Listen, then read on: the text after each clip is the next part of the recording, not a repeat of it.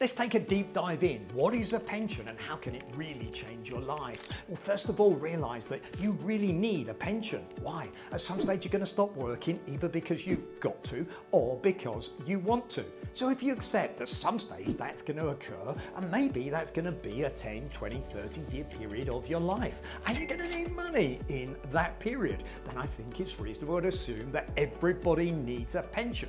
You could say I rely on the government, but who really thinks the government's going to look after them in the future?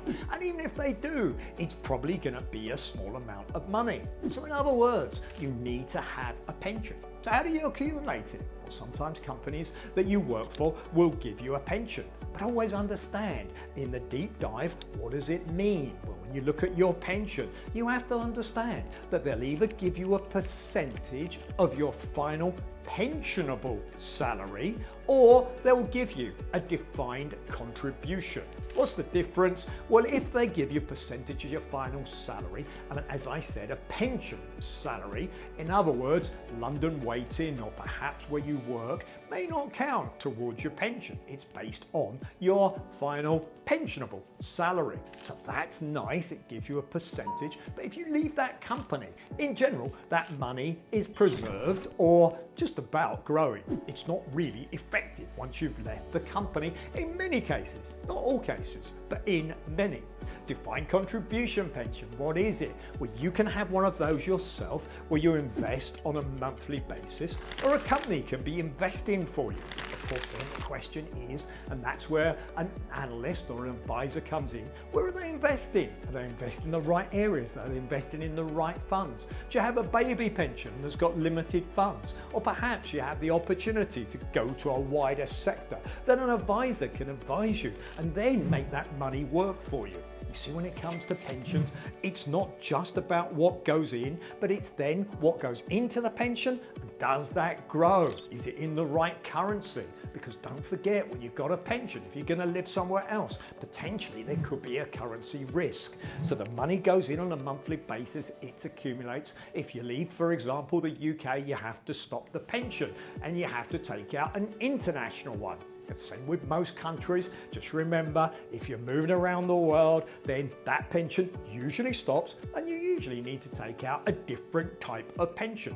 Why is it important? Well, if you don't discipline yourself to put money aside, at some stage when the paychecks stop from companies that are employing you, then guess what? Who's going to give you the check?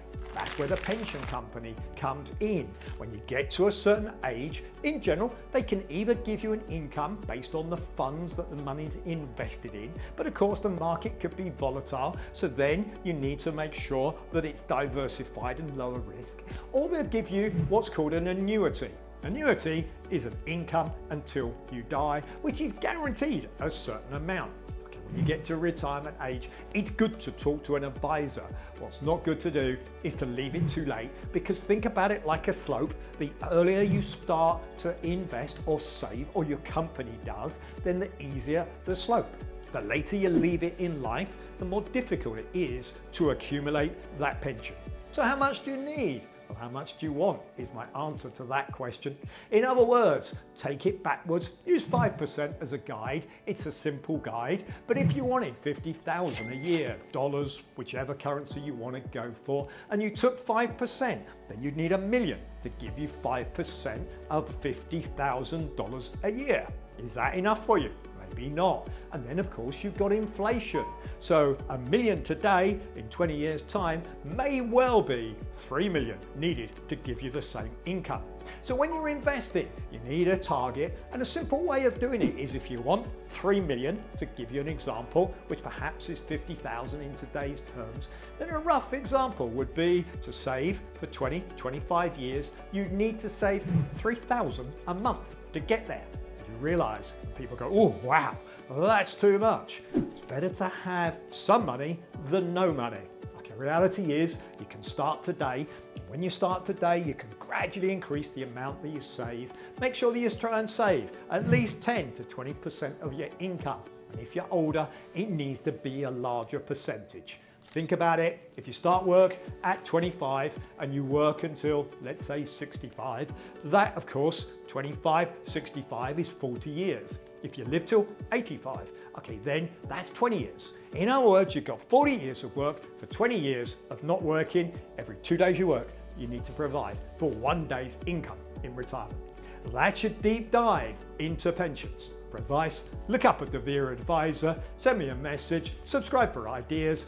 We'll always keep you up to date of the best way of accumulating money for your future.